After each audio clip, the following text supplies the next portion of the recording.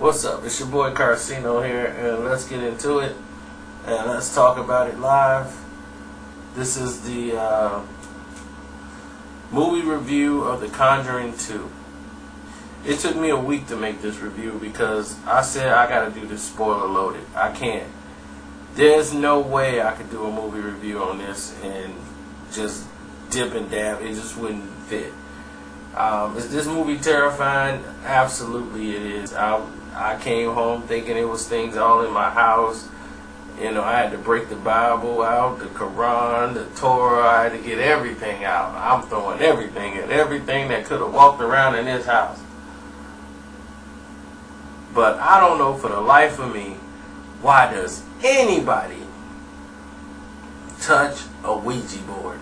Haven't you seen enough movies by now to not want to touch a Ouija board?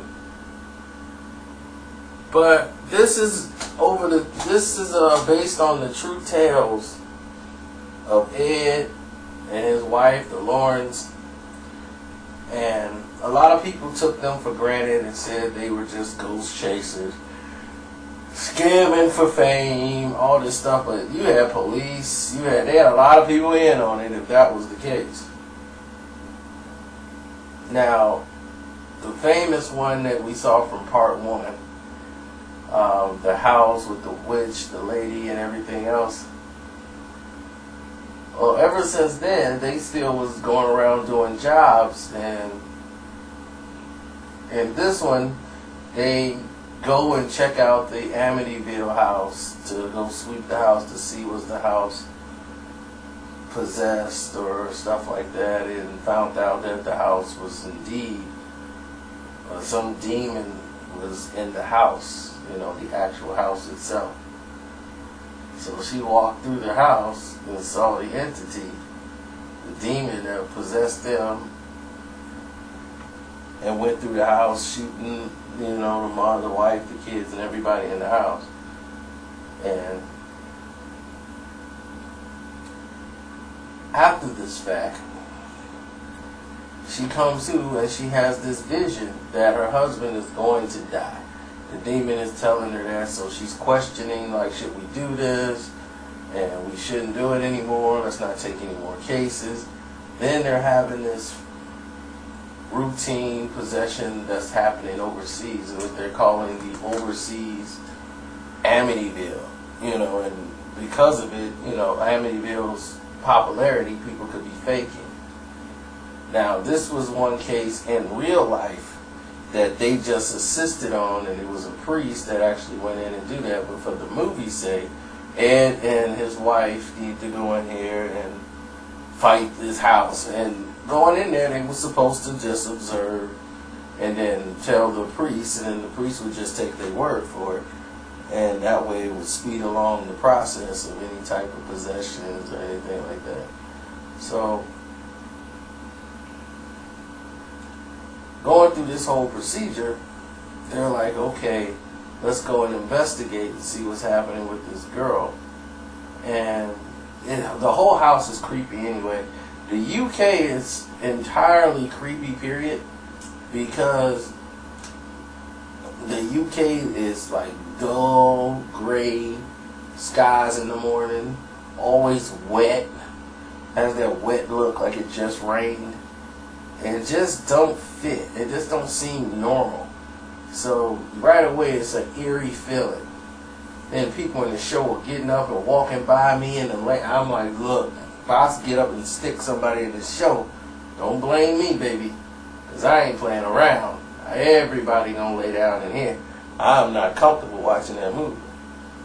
So it took me 30 minutes to get straight to drive home. That's how powerful the, you know, into this movie, you sucked in. You in there for the ride.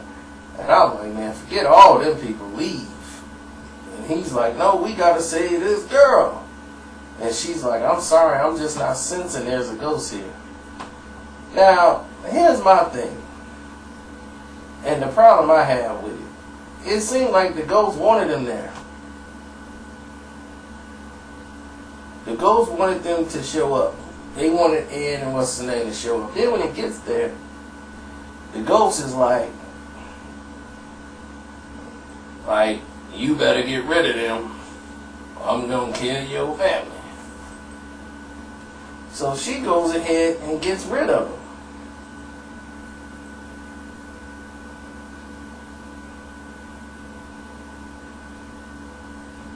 Now, they don't believe the girl. They's like, I'm trying. It's an old man supposedly lives here, but they think it's phony. She's not sensing anything, and it's really nothing. This girl faking it. She's faked all this stuff, but in real life, it was basically the same thing. Like some of the stuff they faked, the mom did and the daughter did, just to try to see what the people really, like, are they playing or are they for real? So if we fake it, we can see if they're telling us the truth or not. So they were trying to test the people that was coming and actually help them to see what they doing it, but they were like, we faked maybe 2% of it. And this is the real story that happened. Now back to the movie part. So this girl fakes it, everyone leaves. Okay? Once everybody leaves, like packing it up to go home, for some reason he decides to check the audio tape when they were talking to the guy, supposedly, the spirit. So when they talk to him, he's basically saying to her, I'm trying to leave, but I can't leave. He won't let me leave. Because when she goes in the house to try to talk to the spirit, she couldn't because he was blocking it.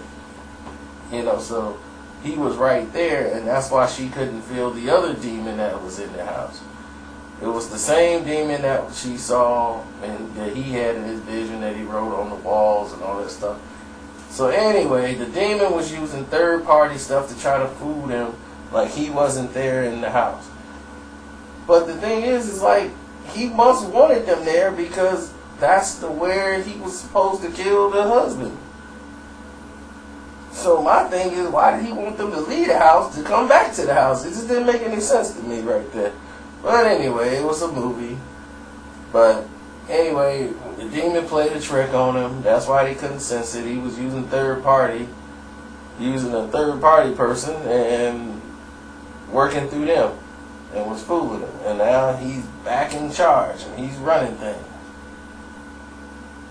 And he got the whole house shook up. Now, the daughter turns, she becomes fully possessed by the thing, and she floating around, throwing her sister around, and the rest of them she get the rest of the kids, and they all out the house, and they left her in there. And then she got the kids out, she was like, I'm going back in.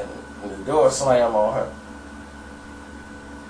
The spirit let them go. It didn't want nothing to do with them, it just wanted the girl. So they just ran up out the house. All the kids, they took off, and the mom was trying to go back in to get her, and she couldn't get in the door. And I don't know, I guess they was really too poor to go anywhere else once they knew their house was possessed. Because what was weird is that they kept going back in. The cops showed up, saw the house was possessed too. They kept going back to the house. I'm like, what? The neighbors, they had an incident at the neighbor's house where the girl was possessed and throwing stuff in the neighbor's house. I'll be like, look, y'all got that house. I'm sorry, but you on your own. So you kick this demon at me. We gonna be over here. Nobody told you to mess with no Ouija board in the first place. You brought this all on yourself. So, hey, I'm out. I'm gonna be in Cleveland. No. But overall, man, the movie was incredible. Incredibly creepy, eerie. Is it as terrifying as the first one? It might. I think the first one's a better movie. This is probably just as creepy. It'll give you a heart attack. Even though I've seen it, I have no ambition to ever see it again, just like the first one. It's like once you survive the ride, you just like, okay, I'm not getting back on this. So, there you have it. The Conjuring 2. I'll give it 4 stars out of 4. Definitely go see it. I'm out.